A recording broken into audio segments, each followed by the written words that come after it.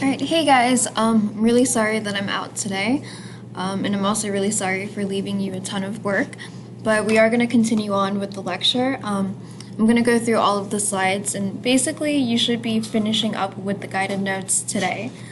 The last time we met, we were talking about, well, important events of the Civil War. We ended the Civil War. We talked about how Lee surrendered at Appomattox Courthouse, and we kind of ended on Reconstruction and the whole rebuilding of the South. So I explained that Reconstruction had two definitions. One being that Reconstruction was known as the time period where the South was being rebuilt. It was about 12 years long. Reconstruction is also the name that was given to the government program of rebuilding the South. We know that because most of the battles were fought in the South, southern towns and cities were pretty much destroyed, thus affecting their economy. One direct hit was that Confederate money that the Confederate States had started to print. After the war, that money had become absolutely worthless. In addition to that, Southern banks had to close down. So if you find a Confederate dollar today, it's worth a couple $100s. So, I mean, that's pretty cool, but you're not going to be able to use Confederate money to buy anything.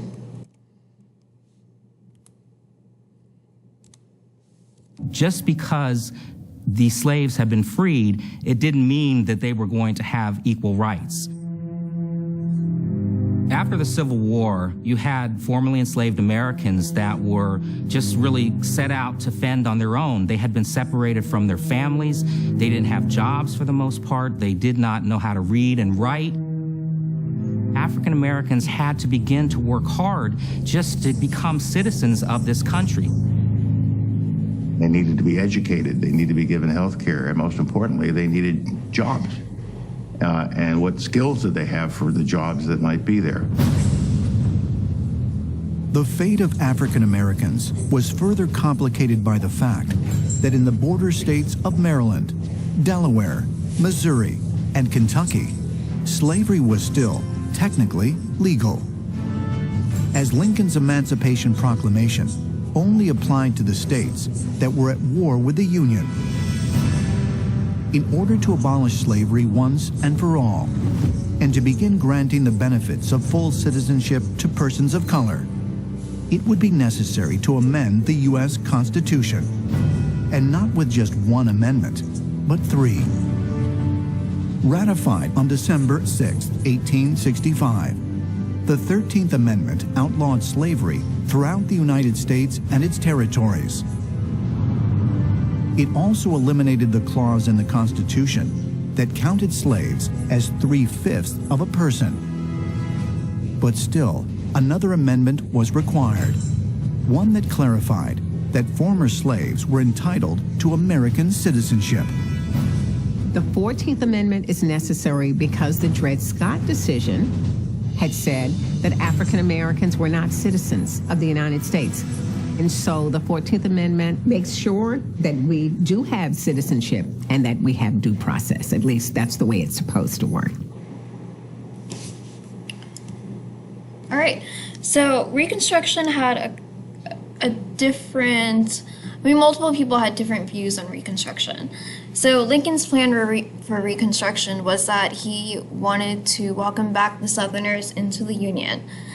His goal, just like the goal that he initially had going into the Civil War, was to keep the Union together, to keep the states together.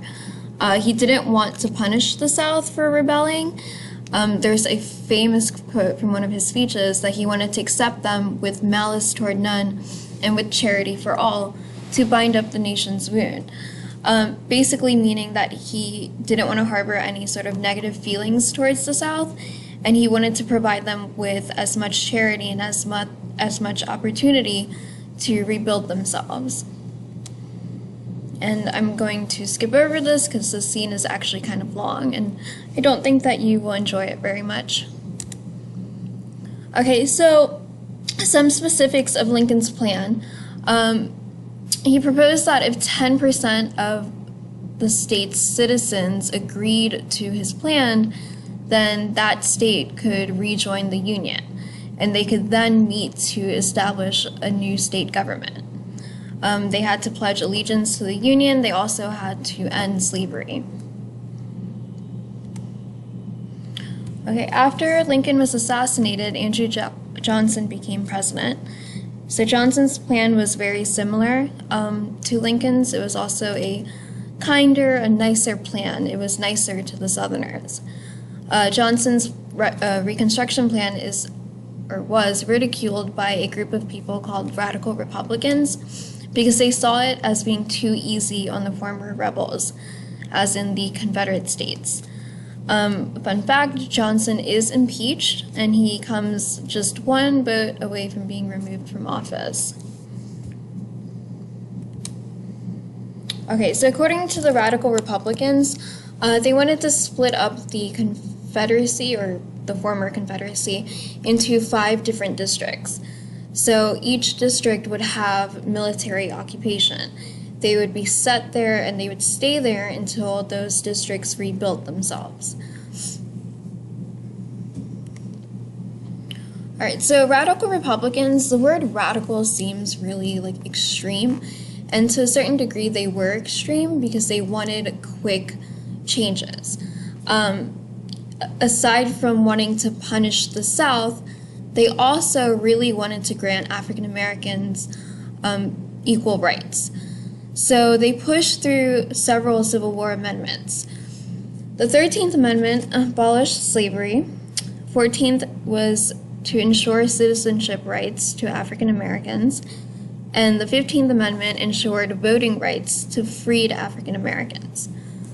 So if you remember, a couple of days ago we talked about the Emancipation Proclamation. Lincoln did not actually free slaves through the Emancipation. Slaves were not freed until the 13th Amendment came around, and that happened after the Civil War. Okay. A positive during Reconstruction was the establishment of the Freedmen's Bureau. This was established to assist African Americans in relocating, so moving away from southern states, either to the western part of America or to northern states or towns. They fought to provide education to African Americans, and they were also helping them reunite with family members.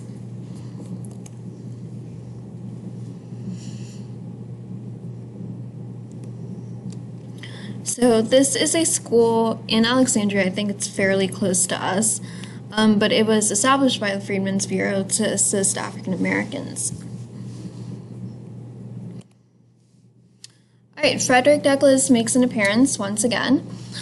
He worked very closely. He helped organize the Freedmen's Bureau, and he worked really closely to advocate for the passage of the 13th, 14th, and 15th Amendment. Eventually, he goes on to become ambassador to Haiti.